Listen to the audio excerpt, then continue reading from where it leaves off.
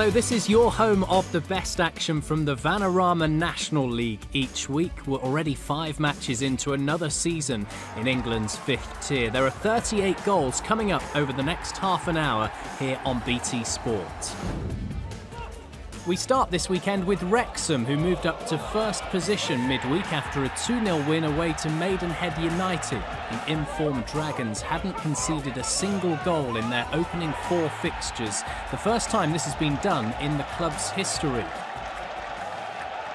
So would the momentum continue against Eastleigh, who had started their campaign with 2 victories and never lost at home to their rivals from North Wales? The game was less than 10 minutes old when a Luke Summerfield free kick reached Manny Smith, who volleyed home, scoring for the first time since the turn of the year. Moments later, another Summerfield set piece and more failure on the part of Eastleigh's defence. Alex Winter and Chris Zabrowski went for the same ball as Wrexham went 2 up, Winters down as netting the own goal. A frustrated Andy Hessenthaler team weren't getting closer to scoring past the hour mark. Andrew Boyce was on as a sub, and a foul on Mike Fondop minutes after bringing down Jordan Maguire-Drew resulted in a red card from referee Carl Brook. Eastleigh did, however, rally after going down to 10 men. From the edge of the area, Paul McCallum got the better of Rob Leyton. Wrexham's resistance was finally broken after 428 minutes. But instead of the hosts completing a memorable comeback, Sam Rickett's side nailed all 3 points with 8 minutes to go via the quick Fondop. He's on 4 for the season as Wrexham are unbeaten in their opening 5 games for the first time in 7 years.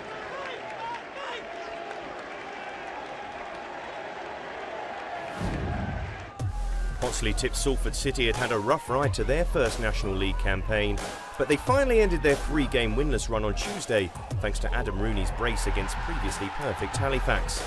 Meanwhile, fellow promotion favourites Chesterfield had seen their own 100% record ruined by Barrow in midweek, but new manager Martin Allen was still happy with his side as they looked to make an immediate return to the Football League. If you took a step back, you'd say it's been a good start after the disappointment of last season, where they finished 8 points below the next place team. So it has been a big turnaround, and all credit to the players and the supporters. They really have gelled, and we've done all right so far. Why have only 2 clubs in the last 12 years bounced straight back from being relegated from the Football League, going back into the Football League? It's tough. Clubs often cut their costs, and that leaves managers in a very tricky predicament of trying to rebuild a team. I think Cheltenham were the last team to do it with Gary Johnson, and he kept a majority of his team together, added a few new faces, strengthened them, and they went from strength to strength. And as soon as you can get on a roll, as with any division, you get on a roll and it can be done. Do you think you can make it a 3rd in 13 years in? Don't know about that, we'll have to wait and see. There's a long way to go.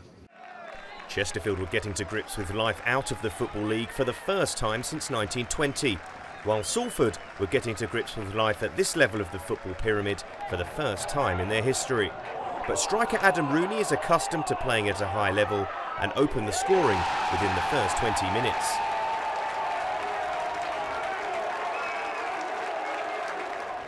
In an end-to-end contest, ex-England under-21 forward Zavon Hines equalised for the visitors just before half-time. Carl Piergiani almost putting the ball into his own goal before Hines had an easy tap-in. Both teams had now found the net in all of their matches this season, but the scoring wasn't done for the day. Piergiani making amends by heading in from a Danny Lloyd corner. That lead lasted only a couple of minutes. Good work from Hines, allowing former Celtic striker Marc-Antoine Fortuné to level the scores once more. But the first ever meeting between the two teams saw a late decider. In the 89th minute, Danny Whitehead picked up from last season's champions Macclesfield with a first goal for his new club, and remarkably securing back-to-back 3-2 defeats for Chesterfield. Listen, we've had 5 games, so it's been a straight in at the deep end, 5 games in 2 weeks, and we've seen different qualities from different opposition, and so I think it will take us another 5-10 games before we see where we are in the whole scheme of things, but we've just got to focus on ourselves and make sure our performances are where we set the standard, and we're trying to do that, and we face challenges like we did today, but delighted that our boys have overcome it. Dagenham and Redbridge went to FC Halifax without a win in 4. In contrast, the Daggers had started last season unbeaten in their opening 8 matches. The hosts, who were beaten in midweek by Salford City, went ahead half an hour in Yorkshire. Matty Coslow beat Elliot Justin at his near post to make it 2 goals in a week. Only 3 minutes later, there was a scramble in the Shaman's box and Tommy Adeloy capitalised, beating Sam Johnson 1-1.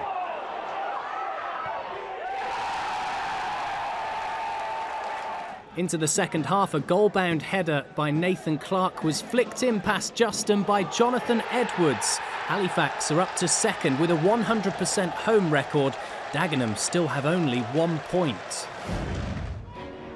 After a pair of tricky draws on the road, Fylde returned to home comforts in midweek and showed why many expect them to improve on last year's 7th-place finish by decisively ending Solihull's perfect start.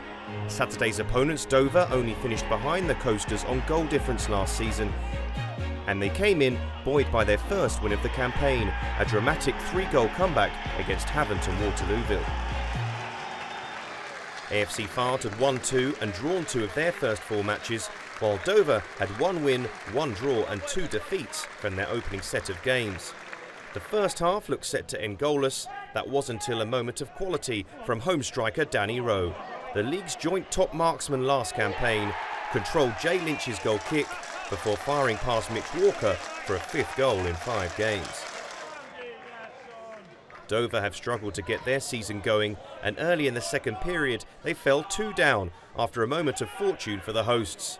Joe Cardle saw his effort loop over goalkeeper Walker and in off the post. The visitors battled to get back into the game, but when substitute Jim Torre was brought down by fellow substitute Moussa Diarra with just 5 minutes to go, Rowe would step up to just about ensure that AFC Fylde would continue their unbeaten start. The Lancashire outfit were the top scorers in the division last season and became joint top scorers for this campaign when James Hardy added number 4 in added time.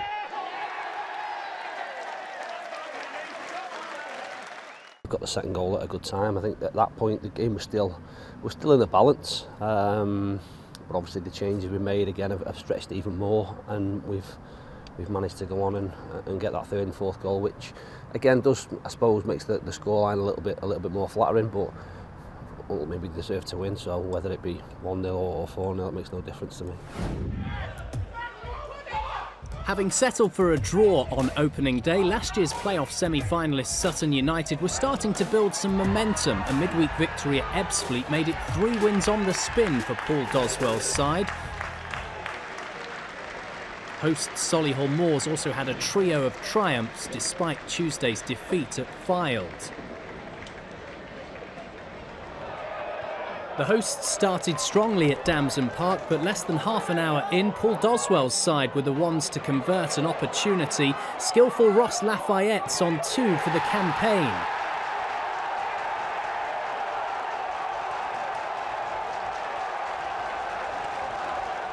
With 20 minutes left to play, a Solihull free kick was headed across goal by Liam Daly into the path of Danny Wright from close range, a deserved equaliser, making it 1-1. At the other end, with the clock ticking, Lafayette was again involved in a Sutton attack, flicking on for Tommy Wright, who shot underneath the body of Ryan Boot. The keeper will feel he should have done better.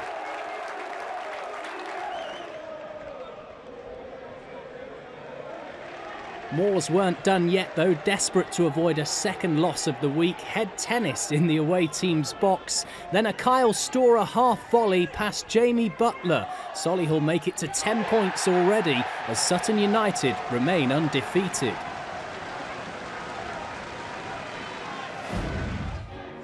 Gateshead's perfect start may have ended on Tuesday, but a last-gasp equaliser at Boreham Wood at least kept them unbeaten as they travelled to Bromley. But manager Steve Watson expressed concern about the effects that long coach journeys were having on his side.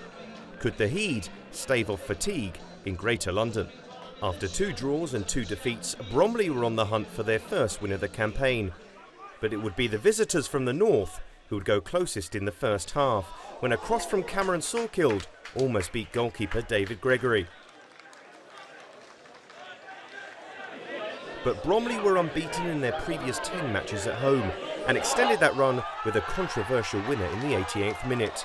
The finish from junior Agedi Ozokwe was adjudged to have crossed the line. Frustration for Gateshead, who taste defeat for the first time this season.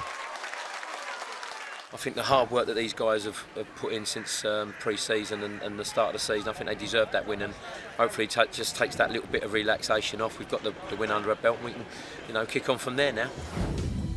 Still to come on this week's show, a 7-goal thriller in Essex as Braintree and Havant go for first victories, and newly promoted Harrogate Town continue to impress, claiming another big scalp.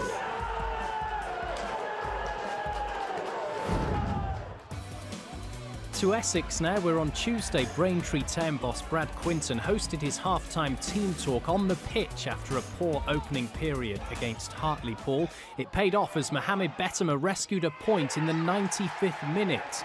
But could Braintree secure their first win of the season against fellow strugglers Havant and Waterlooville? Only 2 minutes in at Cressing Road, Rory Williams capitalised on sloppy passing and defending, making it 1-0 to Havant. Past the half-hour mark, Braintree went route 1. Bettimer turned provider, setting up Rhys Grant, making his first start of the campaign. Bettimer was then back to goal scorer, a fine free kick, putting the hosts 2-1 in front. In added time before the interval and after pinball in the box, the away side equalised via Jordan Rose. Into the second half, the Iron went direct again, and Grant's second of the afternoon made it 3-2. There were 94 minutes on the clock when Nicky Kabamba dispatched past Ben Killip, scoring a second of the campaign for Havant and Waterlooville.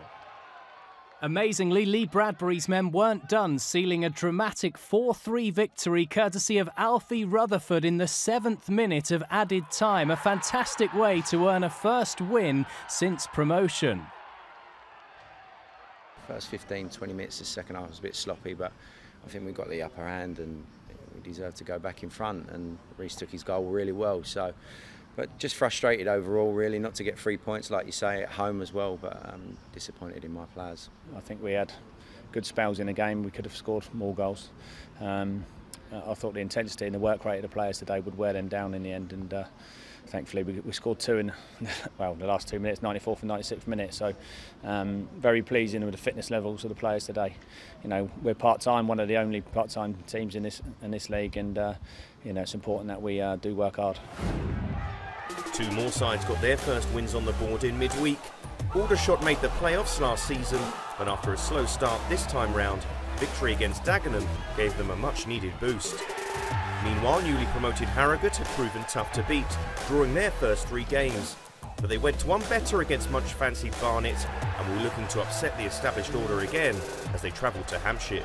Despite reaching the playoffs last season, Aldershot had not won back-to-back matches since the beginning of February, and that run looked set to continue once the visitors had broken the deadlock just before the hour mark. Dominic Knowles stealing the ball from Lewis Kinsella and finishing from a tight angle. And things got worse for Kinsella just 6 minutes later as the former Arsenal youth team fullback turned a cross from Joe Leasley into his own net. Harrogate seemingly taking to life in the National League like a duck to water. I'm taking nothing away from them with their performance because they've gone and picked up 3 points, but all the performances today were particularly good.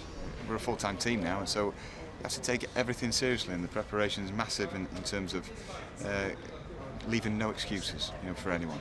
And I certainly haven't got any excuses. Stayed up at a nice hotel. We trained at MK Dunn's training ground, which we're very thankful for, and hopefully that's all paid off today, and it's a great feeling on the way home. Hosting Ebbsfleet United, Barnet had failed to win any of their first 4 matches in a campaign since 2012. All of Fleet's points this season had come on the road. On half an hour, a low Dan Sparks free kick tested Nathan Ashmore in the visitors' goal. Then into added time at the other end, Danny Kedwell demonstrated strength and perseverance, eventually firing past Mark Cousins in the Barnet goal, 1-0 at the break. On the other side of the interval, Gambia international Ebu Adams raced forward for Ebbsfleet but couldn't find the target. As John Still's side attempted to get back into their 3rd home clash of the season, another opportunity fell to Sparks, who also smashed the ball over. Before Kedwell's strike at the Hive, Corey Whiteley was the only man to score for Fleet this term. Deep into the second period, he acrobatically made it 2-0 and 3 for the campaign. Then 2 minutes from time, Daryl McMahon's men wrapped up victory and a perfect away performance through Sean Shields. Losing 3-0 is Barnet's worst loss at this level since April 2014. Hartlepool, without a win from their opening 4 matches, hosted a Maidenhead side with just 1 point on the board. The home side had lost both meetings with the visitors last season, but were ultimately the better team on this occasion. Mark Kitchen going close in a goalless first half. It took just 2 minutes after the restart for the home side to open the scoring, thanks to an excellent header from recent arrival Luke James. Hartlepool began to take control, and after Liam Noble saw his effort deflected onto the crossbar, Nicky Featherstone provided a moment of magic on the hour mark to score his first goal since January 2017 and double the lead. Alan Massey pulled a goal back from the corner with 10 minutes left, but once again it wasn't to be Maidenhead's day, and they remained bottom of the table. The players deserved it. The players deserve more points than they've got, and I said after it, that's us now. You know, that's us. We go now, and you know, we go make our mark on this league, which I have absolutely no doubt we will do. We've seen improvements in our games, and we're not getting the rub of the green at the moment, but over time we think that will come. We've got a lot of new players coming and a lot of new players have left. Obviously some going to Football League clubs, and we've got a few new bodies in. We're going to take time to gel, but there's positive signs out there. It is coming, but we just got to make sure we defend as a unit properly first, and I'm sure the rest will come, and then we'll start to go up the table. During pre-season, Leyton Orient were talked about by some as promotion challengers, but following 3 tough draws, the O's campaign finally got going earlier in the week with a 2-1 win away to Maidstone United. May's beaten playoff finalists Boreham Wood sought to dampen Orient enthusiasm, even though they'd failed to collect 3 points themselves since opening day. Just 7 minutes in from a free kick, Angelo Balanta had the ball in the back of the home net, but the close-range effort was ruled out for offside. Following the interval at Brisbane Road, Josh Karoma was well stopped by Wood's Tom Champion. The O's other Josh, Coulson, had to go off injured before Luke Garrard's team pushed for an opener. Ricky Shakes was superbly denied by Dean Brill. With almost 20 minutes left to play, Shakes and Karoma were again at the heart of the action as Boreham Wood won a penalty. After signing a new contract this week, Macaulay Bonne won the game for Leyton Orient, who stay unbeaten. Wood have still only scored 2 goals. With 7 points from their first 4 games, Barrow had to make the 350-mile journey from Cumbria to Kent, only to fall behind after 6 minutes to a header from Maidstone's Shamir Mullins. Jack Hindle went close for the visitors as his shot just went the wrong side of the post. And after the break, Blair Turgott spurned a chance to test the goalkeeper. But 1 goal would be enough for victory for Maidstone and a first clean sheet of the season. There's a little bit of pressure on us today, really, because I think obviously we didn't have a bad start, and then we lose against Leyton Orient when I felt we played quite well. So coming in today, I think everyone was expecting us to get 3 points, and that's why I was a little bit worried with a warm up how flat we looked. But boys dug deep and got the 3 points, and that's the main thing. We can now move on. We've just got to learn now to find the balance of when to defend and shut up shop, and when to play our football. I'm tired of hearing people say to me, what a great side Barrow are, best side I've seen. we need to start coming away with points. The worst we should have today is 0-0. We've got to look at that. That win moves Maidstone up to 13th, but things aren't looking as promising for both Maidenhead and Dagenham, who still have just a point each from their first 5. Surprisingly, perhaps, Barnet continue to struggle following their relegation, while Boreham Wood and Aldershot are yet to get going after making last season's playoffs. Wrexham move a point clear at the top after maintaining their fine start, with surprise package Halifax in second after a 4th win in 5. Fylde's scoring prowess ensures a spot for now in the top 3, with newly promoted Harrogate into the playoffs in what is their first campaign in the 5th tier. So far, so very good for Chorley in the National League North. After 4 wins from 4, they hosted a Hereford side who had begun the day with an unbeaten start of their own.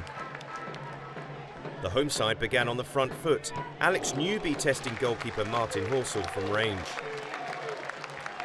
The game's momentum was halted when referee Dean Watson was forced out of action with an injury, Chorley's Andrew Teague helping the stricken official off the field.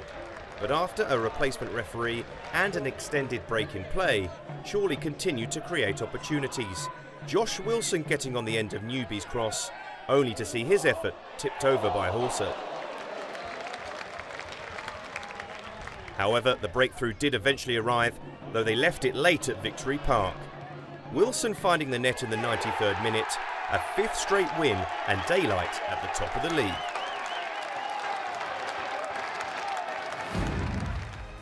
Chorley's perfect record moves them 3 points clear at the top of National League North, with Boston United now second after a 2-0 win at Altrincham.